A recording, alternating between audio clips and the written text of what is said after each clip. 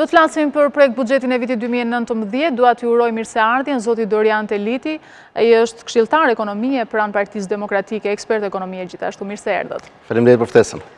Zoti Teliti, është normale që diskutohet buxheti i shtetit dhe opozita nuk është fare në parlament? Pyetja juaj është e drejtë për të ushtruar, por jo për t'u dhënë përgjigje, pasi ne si opozita kemi dhënë përgjigjen tonë. Nuk është normale që Kuvendi i Shqipërisë, le të themi, të përbëhet nga persona jo të duhur për karrikën e tyre. Fakti i sot politika shqiptare ka nevojë për të dekriminalizuar dhe ajo dhe për të pastruar dhe ajo, neve tashmë e kemi prezantuar edhe platformën tonë, duke qenë se qeveria shqiptare dhe mazhoranca shqiptare për çdo iniciativë që bën opozita gjatë gjithë 5 viteve të fundit, gjithmonë me forcën e kartonit ka thënë jo. Kështu është e kotë që neve të marrim pjesë në një farsë.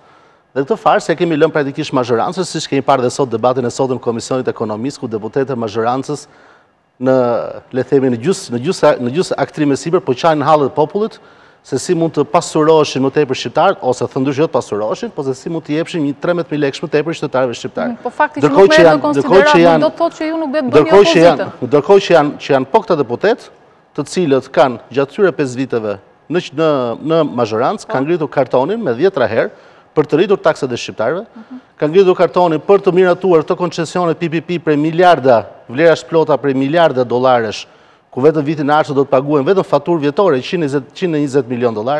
Janë po këto deputet të mazhorancës apo kolegë të tyre të kaluarën, të cilët rritën taksën e qarkullimit për qytetarët e thjeshtë.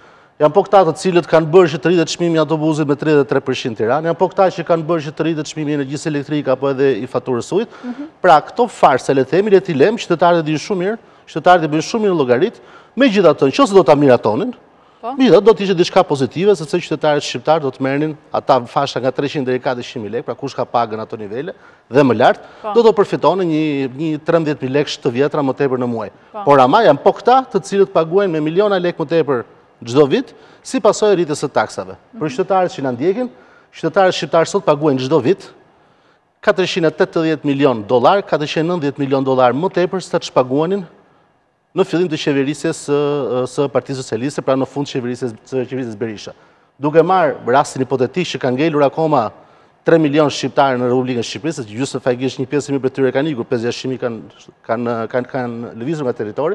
Megjithatë, duke supozuar se janë 3 milion rezident, i bie 1.6 milion lek për frym taks shtesë që paguajmë të gjithë ne si qytetarë shqiptar vetëm nga rritja e taksave. Dhe nga ana tjetër të japësh një lëmosh të tillë është diçka qesharake, pra përsërisim prapë është në kuadër të kësaj farsës mediatike. Përktheheti gjithë në rritje taksash apo ndoshta ka dhe ndonjë? Jo, këtë vit të themi të drejtën, ndryshe nga vitet e kaluara, nuk është që kemi atë politikën agresive të rritjes taksave. Përkundrazi, neve shohim një reflektim në dy momente të saj, siç është ulja e dividendit, me atë njëjtin justifikim që ne kemi 5 vjet si opozitë që e themi. Pra ne kemi gjatë 5 viteve të opozitës kemi kërkuar uljen e taksat, siç është edhe zëri i dividendit, pasi kjo do të sjellë një evazion më të lartë. Tashmë qeveria nuk na pranon 5 vitet e para. Tashmë për vitin 2019 na e pranon këtë gjë dhe shkruan madje zezë në të bardhë dhe në relacionet shpjeguese që shoqërojnë projektaktin e paketës fiskale. Paketës fiskale thotë me qëllim rritjen e arkëtimit të ardhurën në buxhetin e shtetit, e cila ndryshe përkthehet në ulje të evazionit apo në rritje le themi të formalizimit në sektorët përkatës në të biznese që paguajnë, që janë subjektet të dividendit. Atëherë ne po ndërmarrim thotë praktikisht përgjysmimin nga 15 në 8% të normës së dividendit.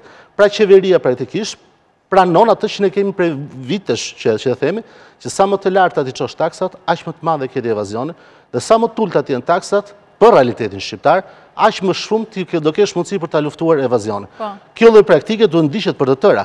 Ne kemi qenë ata që edhe para 2 vitesh u kemi propozuar amendamentet tona për projektbuxhetin dhe paketën fiskale të 2 viteve më parë, kemi propozuar vetë uljen e dividendit. Qeveria nuk binde para 1 viti, para 2 vitesh, 3 vitesh, 4 apo 5 vitesh kur e ka marrë vetë iniciativën, se përpara deri në 2013 ka qenë 10%, qeveria aktuale çoi në 15%. Tashmë e kuptojmë sa duket që kanë bërë një gabim, duan ta rregullojnë këtë problematikë dhe kanë ndërmarrë këtë iniciativë. Por ama duhet ta marrin edhe me gjithë zërat e tjerë që kanë rritur në të kaluarën. Pra duhet ta marrin edhe me taksën e qarkullimit, duhet ta marrin edhe me aksizat, duhet ta marrin edhe me çmimin e energjisë elektrike që vjen si rrjedhoi e politikave qeveritare, dhe gjithë zërat e tjera, tarifat edhe tarifat lokale, që është hapur dera për rritin e tyre nga ana e qeverisë qendrore, duhet të ndërmerret praktikisht nga ana e qeverisë, nëse ka vullnetin e mirë, do të ndërmerret e njëjta iniciativë për të gjithë zërat e taksave apo tatimeve të ndryshme qofshin ato. Faktikisht e shohim vetëm për të zë, kështu që nuk është që kemi një risi të madhe në buxhetin e shtetit, pasi ulja e borxhit të shtetit. Parashikohet ulja e borxhit. Atëherë në borxhin publik nuk kemi të kontabilizuar shumë zërat saj.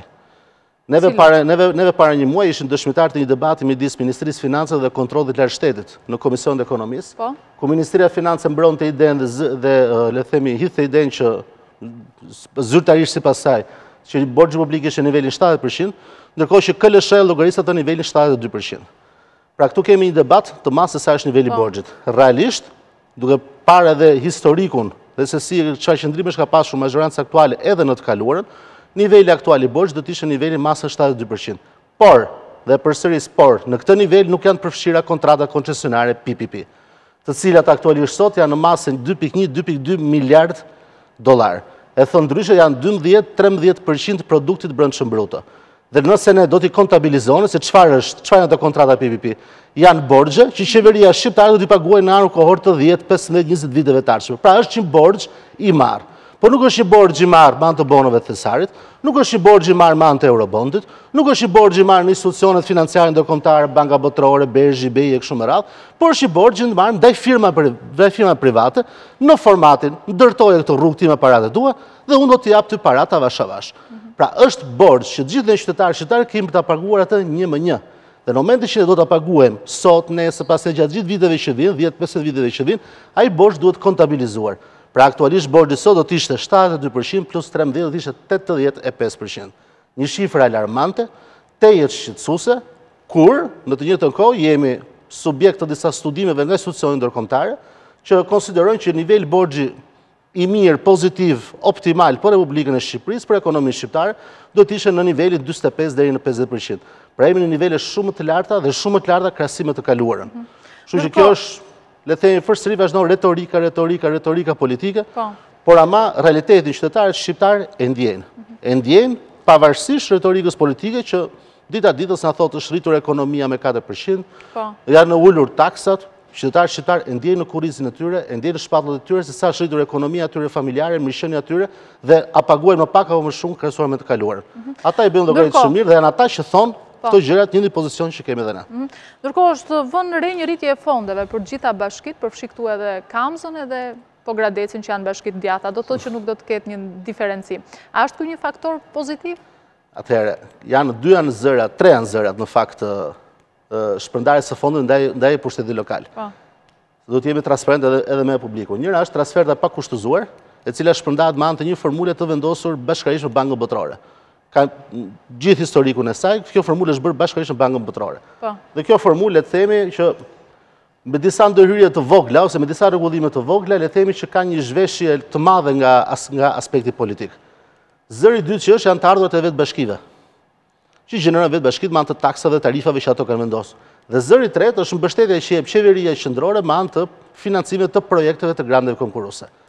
Pra tek zëri i parë, praktikisht duke qenë se të dhënat merren dhe futen në një sistem të rakorduar dhe me Bankën Botërore, le të themi që ka një farë deri diku drejtësie.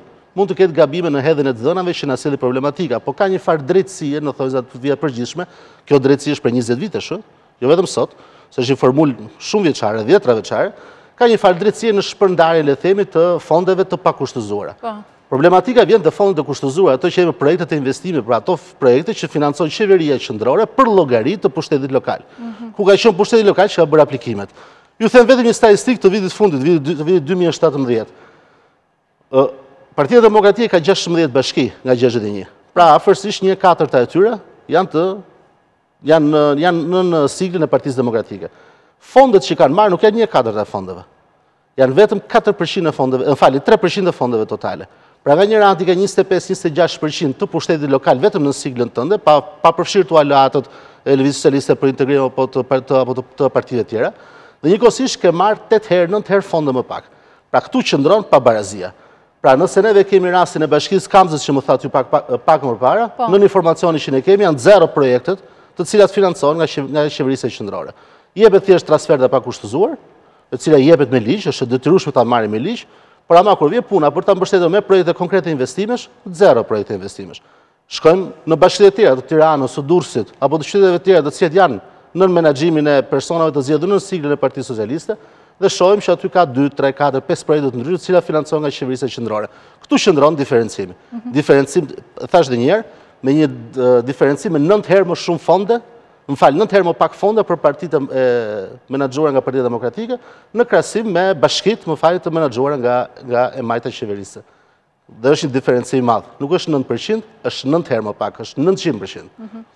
Flasim pak edhe për skemën e koncesioneve, duke qenë se tashmë edhe rruga Durrës-Tiranë ndjesë është konfirmuar se do t'jepet me koncesion dhe në ndryshim nga Kukës-Morin do t'ketë 2 akse falas. E shihni këtë si zhvillim pozitiv? Do t'ketë 2 akse falas, është rruga vjetër që shuhet. Po, rruga vjetër e cila do të rregullohet, do të mirëmbahet nga qeveria qendrore. Po, është një rrugë alternative. Patjetër, në gjithë praktikat botërore, ti mund t'japësh një rrugë me koncesion në rast se ke një rrugë alternative. Dhe rruga alternative do të vihet në kushte standarde europiane, pra standarde shumë të mira përpara dhënies momentit me koncesion.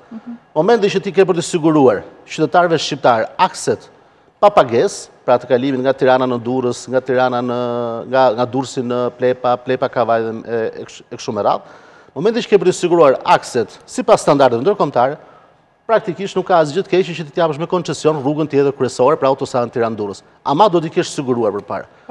Në atë që informacion që neve kemi marrë, koncesioni ka për të filluar në një moment të më parshëm se sa, le themi, vënia në funksionim të plot dhe me standarde ndërkombëtare të rrugëve ekzistuese, rrugëve të vjetra. Pra, momenti që do të ketë rregullim, riparim të rrugëve sipas standardeve ndërkombëtare, rrugëve pa pagesë, patjetër dhe praktika ndërkombëtare e njeh dhe është diçka normale që rrugën tjetër, një rrugë të dytë mund të hapësh me koncesion që është rruga Tiranë-Durrës. Do të jetë tjetër diskutim pastaj vlera dhe tarifa. Vlera që neve kemi parë të programuar në buxhetin e shtetit, pra të vlerë të kontratë, do të jetë një vlerë kontrate praktikisht $490 milion, e cilët në ekspertët tanë të sektorit, le themi të departamentit të infrastrukturës, e vlerësojnë si një shifër shumë të fryrë.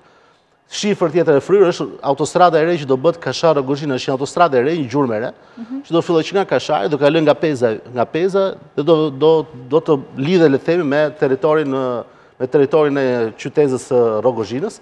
Është një rrugë afërsisht 40-44 kilometra, varion në këtë interval, dhe do të ketë një vlerë investim prej mbi $800 milion. Pra, po flasim për 1 kilometr, vlera do të shkojë $20 milion. Do të kërkoj ndjesë për shkak të një zhvillimit fundit. Në Unazën e Re po zhvillohet protesta e banorëve, të cilët në mbrojtje të pronës së tyre prej disa ditësh po protestojnë për prishjen e banesave të tyre.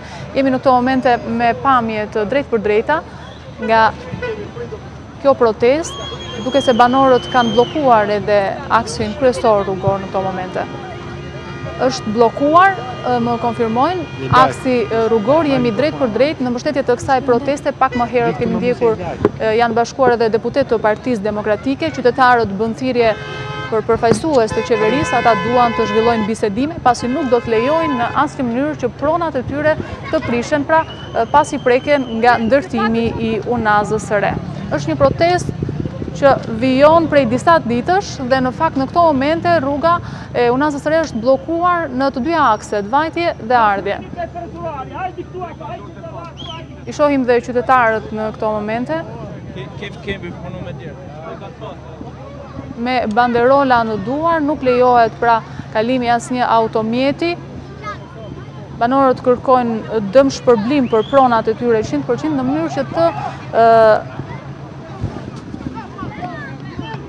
lejojnë pra ndërtimin e Unazës së Re. Mirë, ne do të ndjekim të proteste dhe në edicionet në vijim dhe ju kërkojnë ndje Zoti Teliti, do t'i rikthehemi sërish problematikë shumë se po flasim për 317 objekte që pritën të prishen nga një projekt që në informacionet është ndryshuar disa herë. Mund të gjendë një zgjidhje shumë tepër, absolutisht duhet zgjidhje një zgjidhje njëkohësisht që prej vitesh, këto banorë kanë aplikuar për legalizimin e objekteve tyre dhe janë penguar qëllimisht që dhe vitit asotme që ato të prishen dhe që të mos marrin asnjë qindark mbrapsht nga investimet tyre. Diçka e padrejtë gjë që nuk do të ndodhi, por që fatkeqësisht ndodh. Në këtë realitet jetojmë me këtë qeverisë. Ne shpresojmë që do të gjendet një zgjidhje me mirë kuptim. Për të ndalur pak edhe tek taksa e karburantit, mendoni se duhet rishikuar tashmë që rrugët do të jenë me pagesë, paktën këto dy akse kryesore dhe të rëndësishme? Të rikthehemi historikut. Kur qeverisja aktuale rriti taksën e qarkullimit, taksën e karburantit me 240 lekë, me zë dhe me figurë si kryeministri i Republikës së Shqipërisë, ashtu dhe ministri i financave, edhe ish ministri i financave dhe ministri aktual i financave, që ka qenë njëherë kohë ishte ministri i ekonomisë, deklaronë se kjo taks do të rritet, pra do të rritet me 240 lekë taksa e qarkullimit për të mirëmbajtur rrugët dhe akset rrugore të Shqipërisë dhe me para që do të mjaftonin madje, do të investoheshin në ndërtimin e akseve të reja. Vetëm nga rritja e taksës së qarkullimit në anën e shtetit arkëtohen shtesë, vetëm si efekt të rritet 120-130 milion dollar. Pra, parat të cilat, nga anën tjetër, nëse ne referohemi sa harxhon buxheti i shtetit për të mirëmbajtur rrugët ekzistuese gjithë Shqipërisë, harxhon 30 milion dollar në vitin më të mirë të saj, që është viti 2017. M'falni, viti 2017. Pra, arkëton 4 herë më shumë për të mirëmbajtur rrugët, dhe këto para nuk i të shonë për mirëmbajtje, po i të shonë për të mbushur akën e shtetit.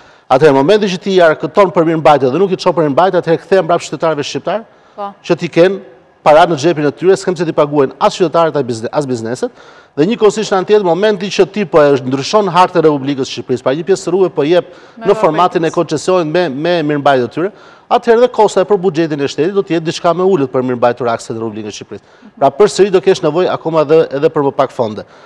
Por, siç e dim, qeverisja aktuale ka zgjedhur rrugën më të shkurtër gjatë këtyre viteve, jo mirë menaxhimi financiar, por le themi një trend rritës së taksave, ku vetëm në vitin e ardhshëm nuk do të kemi një rritje agresive të taksave siç ka ndodhur gjatë 5 viteve të para. Vitin e jashtëm nuk do të kemi rritje, por nuk do të kemi as ulje. Pra e thënë dhe për ta përmbyllur fjalën time, viti i ardhshëm nuk është që do të jetë një vit i rritjes së taksave, po as viti i uljes së taksave. Përsëri qytetarët do vazhdojnë të paguajnë taksa të larta, aksizat e larta, tarifat ndryshme qendrore dhe lokale, do të paguajnë njëkohësisht energjinë, faturën e ujit të shtrenjtë, do të paguajnë njëkohësisht taksën e qarkullimit, pra taksën e karburantit të shtrenjtë, pra nuk do të kemi rishikim, le të themi, në ulje të tyre taksave. Njëkohësisht dhe për sa i përket buxhetit të shtetit, nuk do kemi një risi, përkundrazi do vazhdoj shpërdorimi i fondeve publike me koncesione, do të vazhdoj të rritet fatura nga 90 milion dollar që është vitin aktual, do shkoj 120 milion dollar vitin tjetër 2019 dhe pritet të shkoj 170-180 në vitin 2021, pra vit pas vit rritet dhe fatura. Vazhdojnë këto shpenzimet e luksit, ashtu quhet edhe për rikonstruksione, blerje makinash, le themi për zbukurimet, dhe njëkohësisht për shtresat në nevojë. Për shtresin e të përndjekur e politik, fondet përgjysmohen, pra nuk shtohen si shtohen taksa, por përgjysmohen, nuk shtohen fondet si shtohen për PPP-t, por përgjysmohen për shtresit përndjekurve. Na hiqet bonusi, që qeveria trumbetoi shumë fort të vit bonusin e pensionistëve të shpërblimit, pensionistëve dhe familjeve nevojë, meqense vitin e ardhshëm janë zgjedhjet elektorale dhe meqense në dhjetor të vitit tashëm s'do ketë më zgjedhje, do kenë kaluar zgjedhjet e mes vitit, atëherë bonusi nuk është më nevojshëm sipas qeverisë të jepet. Pra kemi një buxhet i cili ka dy karakteristika. Vazhdon të shpërdorimin e saj me ritme akoma dhe më të larta, dhe njëkohësisht i orientuar drejt një buxheti i cili është elektoral, thjesht për të interesit e ngushta elektorale të zgjedhjeve të 30 qershorit tashmë dekretuara nga presidenti. Risi të tjera pozitive nuk ka, përkundrazi hapa mbrapa. Faleminderit zoti Teliti për këtë intervistë.